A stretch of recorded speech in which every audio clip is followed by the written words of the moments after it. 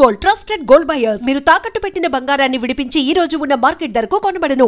Energy నేను ముసల్దాన్ని అయ్యే వరకు కూడా నాకు కాస్త ఇవ్వండి. చిట్కా ఏంటి? చిట్కా అంటే అమ్మా మీ బట్టి వాళ్ళు అందరూ నిజంగానే ఎప్పుడు అడిగే క్వశ్చన్, ఇది మంచి క్వశ్చన్. ఎనర్జీ ఎప్పుడు వస్తుంది? సంకల్పంతో వస్తుంది. మనం ఈ పని చెయ్యాలి, మనం ఈ పని చెయ్యాలి అని ఎంత నీకు స్ట్రాంగ్ సంకల్పం అంటే నీకు ఒక డెసిషన్ ఎప్పుడైతే ఉంటుందో దాన్ని బట్టి నీకు ఎనర్జీ ఆటోమేటిక్గా వచ్చేస్తుంది. సో నీకు ఆ పని మీదే ఉంటుంది తప్ప నా మీద జనరల్ కామెంట్ అదే కదా, నేను పొద్దున వచ్చినప్పుడున్న ఎనర్జీ రాత్రి 2:30 కూడా అట్లాగే ఉంటాడు ఈయన, ఏం మార్పు అంటే మనకు ఆ పని మీద మనకు ఉన్నటువంటి ఇంట్రెస్ట్, ఆ పని మీద. ఇప్పుడు సినిమా ఉంది, సినిమా ప్యాషన్, నాకు ఇష్టం. సినిమా అంటే మనకు బాగా ఇష్టమైనటువంటి ప్యాషన్. సో ఏదైతే ఇష్టం అవుతుందో దాంట్లో మనకి టైర్డ్నెస్ లేకపోతే దాంట్లో విసుకో లేకపోతే ఇంకోటి రాదు అసలు. నేను ఎన్నిసార్లు ఆలోచించినా నాకు అనిపించేది అదే, ఇది మనకి ఇష్టమైన పని, అందుకని మనకు దాంట్లో బోరు కొట్టడం ఉండదు. సో పనిని ఇష్టపడటమే ఇంపార్టెంట్. అది ఏ పనైనా మనం ఇష్టంతో ఎగ్జాక్ట్లీ నువ్వు ఇష్టంతో. ఇప్పుడు అద్భుతంగా చదువుకునే వాళ్ళు ఉన్నారు, అద్భుతంగా కొత్తవి కనిపెట్టే వాళ్ళు ఉన్నారు, అద్భుతమైన పెర్ఫార్మర్స్ ఉన్నారు, అద్భుతమైన రాజకీయ నాయకులు ఉన్నారు, అద్భుతమైన ఇండస్ట్రియలిస్టులు ఉన్నారు. వీళ్ళంతా ఇలా ఉండడు. అద్భుతమైన పెయింటింగ్ వేసేవాళ్ళు ఉన్నారు. ఇట్లా అందరూ వాళ్ళ దీంట్లో వాళ్ళు గొప్పవాళ్ళు అవ్వడానికి కానీ ఎనర్జెటిక్గా పనిచేయడానికి కారణం దాని మీద ఇష్టమే, ప్యాషన్, దాని మీద ఉన్న ఇష్టం. అది నిజమని నేను నమ్ముతాను. ఏదైనా నాతో స్టార్ట్ అవ్వాలి. నా దీక్ష తీసుకోవాలి. దీక్ష షుడ్ టేక్ దీక్ష.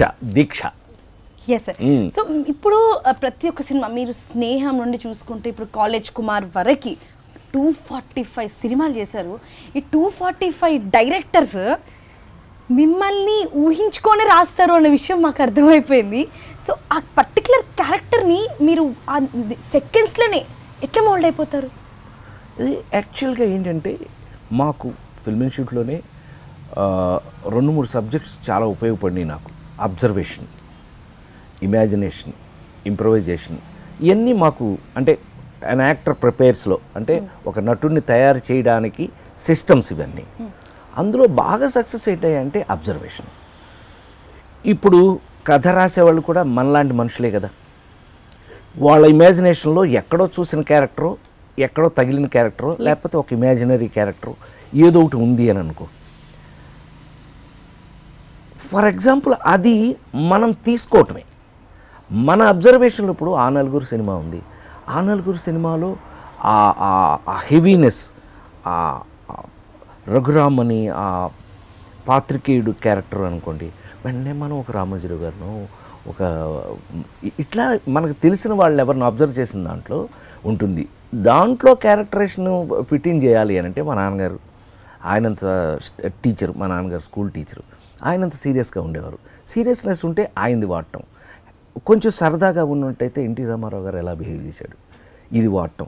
ఇవన్నీ కూడా వాడటం అనే మాట నేను ఎందుకు అన్నాను అని అంటే, నువ్వు అడిగిన దానికి ఆ క్యారెక్టర్లోకి ఎలా వెళ్తారు అని అంటే మనని మనం అడాప్ట్ చేసుకోవటం ఆ క్యారెక్టర్లోకి, అయితేనే క్యారెక్టర్లా కనపడుతుంది.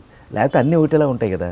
ఇప్పుడు నాకున్న ఒక అదృష్టం ఏంటయ్యా అని అంటే, అటు పెళ్లి పుస్తకం వేరేగా ఉంటుంది, ఇటు లేడీస్ టైలర్ వేరేగా ఉంటుంది. అంటే ఒకదానికి సంబంధం లేకుండా ముఖ్యమంత్రి వేరేగా ఉంటుంది, ఎర్రమందారం వేరుగా ఉంటుంది, ఆ నలుగురు వేరుగా ఉంటుంది, F2 వేరుగా ఉంటుంది, మహానటి వేరుగా ఉంటుంది, ఓ బేబీ ఇంకొకలా ఉంటుంది. సో వీటన్నిటికీ అవకాశం ఏంటయ్యానంటే, ముందు అద్భుతమైన విషయం ఏంటంటే ఈ జనరేషన్ వాళ్ళు నాకు అవకాశం ఇవ్వటం. ముందు థ్యాంక్స్ ఫర్ దెమ్, ముందు ఈ క్రెడిట్ వాళ్ళకి చెందుతుంది. వాళ్ళు నా మీద నమ్మకం పెట్టుకుని ఈ పాత్రని ఇలా తయారు చేసుకున్నారు అని అంటే, ఆ తయారు చేసుకున్న పాత్రలోకి మనం ఎంత కష్టపడి చేస్తామనేది లెక్క. 1977లో స్నేహం సినిమా మొదటి సినిమా. ఆ సినిమా ఫస్ట్ డే షూట్కి మీకు కాల్ షీట్ రాగానే ఫస్ట్ డే సెట్లో అడుగు పెట్టగానే వాట్ ఆల్ ద థింగ్స్ మీ మైండ్లో రన్ అయినాయి? నిజం చెప్పాలి అంటే మాత్రం చాలా ఫ్రాంక్గా చెప్తున్నా, చాలామంది అట్లా చెప్పకపోవచ్చేమో.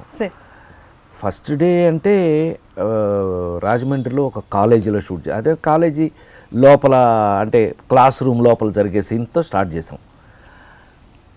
వెరీ ఫ్రాంక్లీ స్పీకింగ్ ఏంటయ్యానంటే ఫిల్మ్ ఇన్స్టిట్యూట్లో గోల్డ్ మెడల్ తీసుకొచ్చిన ఆ విపరీతమైన ఇంత చేసేయాలనే తాపత్రయం. బాపు గారు పైగా ఆల్రెడీ అసలు ఆయన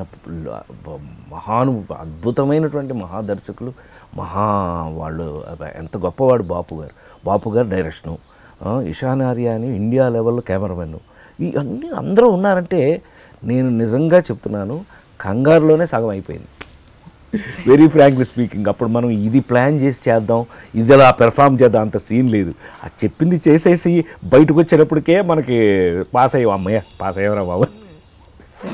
సో 4.5 డికేడ్స్లో 1977 నుంచి ఇప్పుడు 2020 అలా వైకుంఠపురంలో వరకు different types of artist in and around ఎన్నో చేంజెస్ వచ్చినాయి. డిజిటల్ మీడియా కానీ లేకపోతే ఎవ్రీథింగ్ టెక్నాలజీ కానీ. సో ఏమేమి చాలా తేడాలు మీరు గమనించారు? అసలు టు బి వెరీ ఫ్రాంక్ సినిమాలోనే ఫిల్మ్స్లో ఫిల్మ్ పోయింది, ఫిల్మ్స్లో ఫిల్మ్ వాడలేదు కదా, డిజిటల్ అయిపోయింది కదా మొత్తం. అంతకుముందు సినిమా అంటే ఇట్లా పెట్టి డబ్బాలు ఒక 32-33 డబ్బాలు మోసుకొని వెళ్ళేవాళ్ళం సరదాకి. అన్ని పనుల్లోనూ ఎంటర్ అయ్యేవాడిని నేను. నాకు అదొక సరదా, నేర్చుకోవడం సరదా అన్నీ అని. ఎడిటింగ్ రూమ్కి ఇట్లా డబ్బాలు మోసుకెళ్ళేవాళ్ళం. ఇప్పుడు మొత్తం 400 కోట్ల సినిమా, 300 కోట్ల సినిమా కూడా ఇంత అయిపోయింది. ఏమంటే చిప్పు మొత్తం సినిమా ఇంత అయిపోయింది. Cinema has become so small. So మార్పులు అనంటే కనుక నా పరంగా చెప్పాలి అనంటే నాకు అది అదృష్టంగా నేను భావిస్తూ ఉంటా.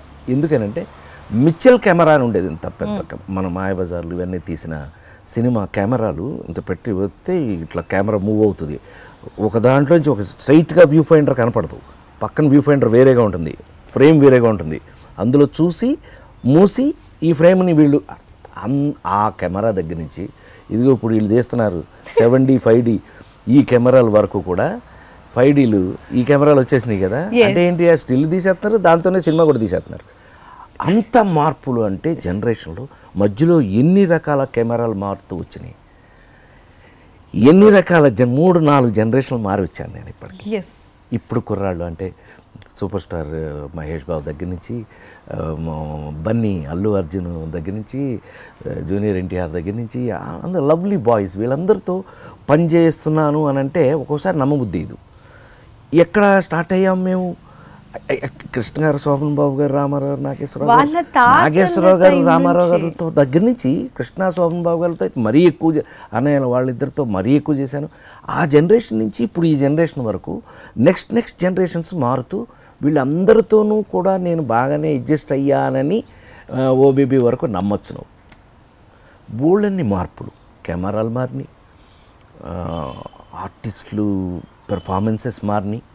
టు బీ వెరీ ఫ్రాంక్, ముందు రోజుల్లో ఏరా అంటే ఏరా అని ఉండేది. ఇప్పుడు అసలు ఎంత అయిపోయినాయి, ఇక్కడికి వచ్చేసి కెమెరా ఇక్కడ పెట్టి ఎంత సెన్సిటివ్ అయిపోయిందంటే ఏరా అనే పరిస్థితికి వచ్చాం. అంటే మార్పు, జనరేషన్ మార్పులు, అన్ని రకాల మార్పులు వచ్చినాయి. బట్ ఇంకా ఇక్కడ ఉండడానికి కారణం మాత్రం నేను జనరేషన్ మార్పుకి నేను వాళ్ళ తగినట్టుగా నేను అడాప్ట్ అవటమని నేను అనుకుంటున్నాను. సో ఒక సెరమిక్